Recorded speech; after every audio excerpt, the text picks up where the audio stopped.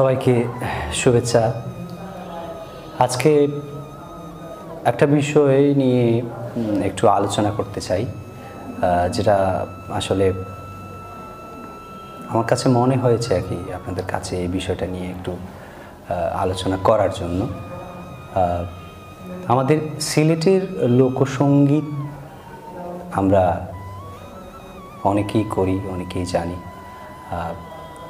প্রত্যেকটা অঞ্চলের এক একটা নিজস্ব সংস্কৃতি, যেটা লোকায়ত সংস্কৃতি থাকে। তা আমাদের সিলেটেরও এরকম নিজস্ব লোকগান বা লোককাহিনী অনেক অনেক ভাণ্ডার।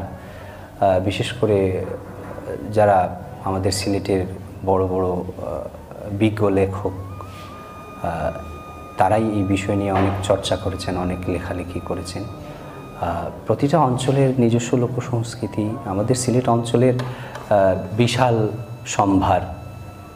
কারণ হচ্ছে সারা বাংলাদেশে যত লোকগান আপনারা শুনেছেন বা শোনেন, তার থেকে আমার মনে হয় কোনো অংশে সিলেটের গান কম নয়। এবং এশিয়া মহাদেশের মধ্যে সিলেট অঞ্চলে সবচেয়ে বেশি লোকগান এবং মরমী মহাজনদের কি বলে জীবন আচার বা সবচেয়ে সুফি সাধকদের তীর্থভূমি আমাদের এই সিলেট। এবং অসংখ্য মরমীদের গান এখানে, মরমীজন মহাজনরা গান এখানে লিখেছেন, গেয়েছেন মনের ভাবাবেগে। তো সারা বাংলাদেশের যত গান হবে তার থেকে মনে হয় বেশি হবে আমাদের সিলেট অঞ্চলের গান। শুধু সারা বাংলাদেশের গান একদিকে আর শুধু সিলেট অঞ্চলের গান একদিকে যদি রাখা হয়, তাহলে হয়তো সিলেট অঞ্চলের গানের পাল্লাটা ভারী হবে। তো আজকে যে বিষয় নিয়ে আমি আলোচনা করছি, বিষয়টা হচ্ছে আইর গান। আইর গান বা আরি গান যাকে বলা হয় আর কি। আমাদের সিলেট অঞ্চলে নিজস্ব লোকগান, অঞ্চলের লোকগান যেটা, সেটা আমরা অনেকেই জানি যে ধামাইল গান বা ধরেন ঘাটু গান। তো এই ধামাইল গান, ঘাটু গানের পরেও কিন্তু এক ধরনের গান আমাদের সিলেট অঞ্চলের নিজস্ব সঙ্গীত। সে গানের নামই আমি বলছি, এটা নিয়েই আলোচনা। সেটা হচ্ছে আইর গান বলা হয় বা আইর গান। তো এই গানটা আসলে গীত হয় গভীর রাতে, মানে যেটা ভোরের আগ মুহূর্তে। আমরা অনেকেই যারা মেহফিলে গান করেন বিভিন্ন মাজার মঞ্জিলে, সেখানে ভোর রাতে গান হয় অনেকেই। তো আইর গানের নিজস্ব একটা নিজস্ব নিজের একটা ঘর আছে আর কি, যেটা হচ্ছে এই গানগুলো বাদ্যযন্ত্র ছাড়াই গীত হয়ে থাকে। এই গানগুলো গভীর রাতে হয়, ঠিক ভোরের আগ মুহূর্তে হয় এবং কোনো বাদ্যযন্ত্র এই গানে ব্যবহার হয় না। এই গানটা মূলত স্রষ্টা এবং সৃষ্টির মাঝে কথোপকথনের মতো। হ্যাঁ, তো এই আইর গানটা আমাদের সিলেট অঞ্চলে যেরকম ধামাইল গান এই অঞ্চলের গান, যেরকম ঘাটু গান, ঘাটু গানের যেরকম উৎপত্তিটা হয়েছে হবিগঞ্জের আজমিরগঞ্জ মহকুমা থেকে, এবং ঘাটু গানের নিষ্পত্তি হয়েছে আমাদের ছাতক, সিলেটেরই অঞ্চল আরেকটা, ছাতকে এসে। আর ধামাইল গান তো সেই কাল থেকে চলে আসছে, এখনও চলছে, কিন্তু ঘাটু গান এতটা চর্চা হয় না, ঘাটু গান গাওয়াও হয় না, ঘাটু গান এখন আর মানুষ করেন না আর কি। তো আইর গান আসলে আগেকার, এখন অনেকটা বিলুপ্তির পথে। আইর গান অনেকেই গাওয়া হয় না, গান করেন না এগুলো। এই গানগুলো আসলে যারা মরমী মহাজন, সাধক ফকির যারা লিখেন, এই পুরনো মানুষ যারা কি, তারাই মাঝে মাঝে করে থাকেন। এই গানগুলো আসলে কোনো বাদ্যযন্ত্র ব্যবহার হয় না। এই গানগুলো গভীর রাতে যখন গায় একজন বাউল বলেন বা গায়ক বলেন যিনি গান, এই গানগুলো সেই সময়ের সাথে এই গানের সুরই এই গানের তাল হয়ে যায়, এবং এটার সাথে আলাদা কোনো বাদ্যযন্ত্রের প্রয়োজন হয় না। তো আইর গানের একটা নিজস্বতা আছে, যেটা হচ্ছে অনেকেই বিলাপ সুর বলে নাকি। তো আমি ছোট্ট করে আলোচনা এই জন্য করছি, আইর গান সম্বন্ধে আমাদের সিলেটের বিশিষ্ট লোক গবেষক অধ্যাপক আসাদুর আলী, তারপর আপনার সৈয়দ মোস্তফা কামাল, এরকম গুণী মানুষরা এই আরি গান বা আইর গান সম্বন্ধে লিখে গেছেন। তো এটা নিয়ে এই জন্য আলোচনা যে এই গানগুলো আসলে এখন আর শোনা যায় না, এখন আর কেউ গীত করেন না কি। তো এটাও যে আমরা ভুলে যাচ্ছি, মানে আমাদের সিলেটের নিজস্ব সম্পদ, নিজস্ব লোকগান, এটা এই ধামাইল গান এবং ঘাটু গানের মধ্যেও যে এই অঞ্চলের একটা গীত যেটা হচ্ছে আইর গান। তো আজকে এই আইর গান আসলে অনেকজন মহাজনরাই লিখেছেন। আগেকার যে সময় আমাদের সিলেটে নাগরি লিপিতে যে কিতাব বলেন আর বইগুলো বলেন, ওখানে যে গানগুলো গীতগুলো লেখা হতো, পয়ার, ত্রিবতী, তারপর আইর গান, রাগ ভাটিয়ল, এরকম অনেক গানের নাম থাকতো। তো এই আইর গানগুলোর এগুলোরও নাম ছিল এরকম আইর গান বা রাগ আইর বা রাগ আরি, এরকম আর কি। তো আজকে আমি একটি আইর গান আপনাদের কাছে শোনাবো। এই গানটি সুর করেছেন আমার ওস্তাদজি শ্রী বিদিত লাল দাস। গানটি কার লেখা আসলে আমি জানি না। তো আইরি গানের একটা বৈশিষ্ট্য হচ্ছে এটা, আমি যেভাবে বসে আছি এই গানগুলো কিন্তু এরকম গীত হয় না, এরকম গাওয়া হয় না।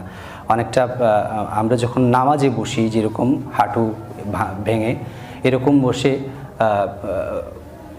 করুণা মাগার মতো আর কি এই গানগুলো গীত হয়, করুণা মাগার মতো স্রষ্টার কাছে, স্রষ্টা এবং সৃষ্টি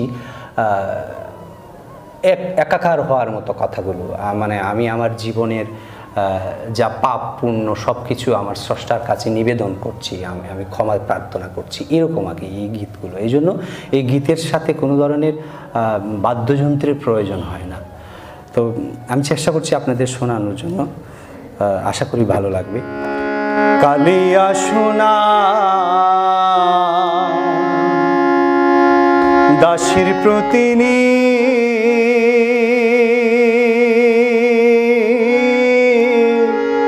দয় হইও না, নির্দয় হইও না রে বন্ধু, নিষ্ঠুর হইও না রে বন্ধু। কালিয়া সোনা দাসের প্রতিনি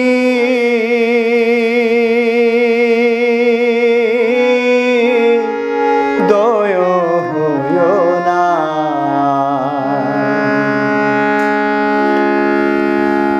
কালিয়া সোনা দাসের প্রতিনি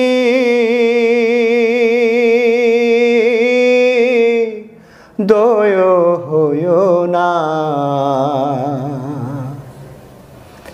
আরে মাও ছাড়লাম, বাপু গো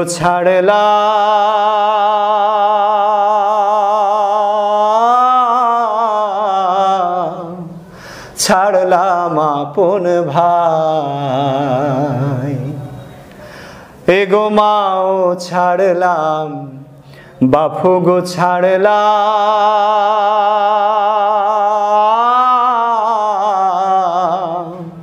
ছাড়লাম আপন ভাই।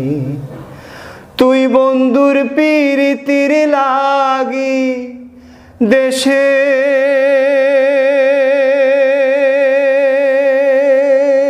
না পাই ঠাই রে বন্ধু। কালিয়া সোনা দাসের প্রতিনি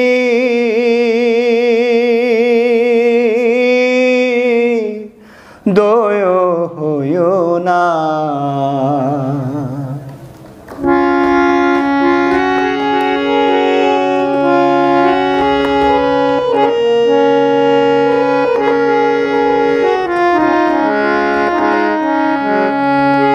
আরে আসমানেতে উঠে গো তারা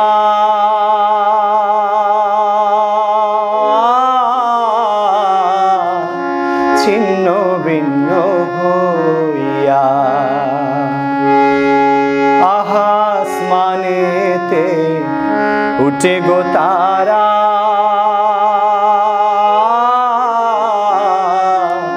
ছিন্ন ভিন্ন হইয়া। তুই বন্ধুর প্রীতির লাগি নায়র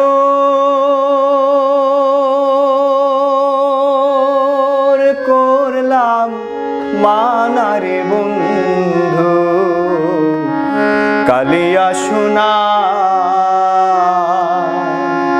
দাসের প্রতিনি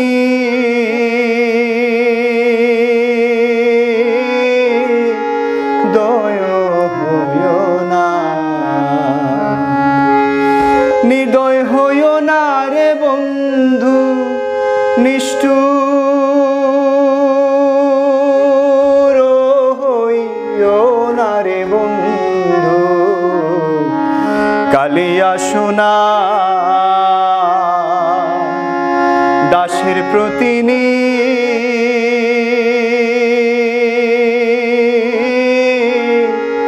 দয় হইও না, দাসের প্রতিনি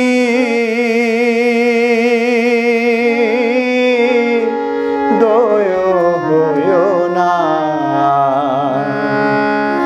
দাসের প্রতিনি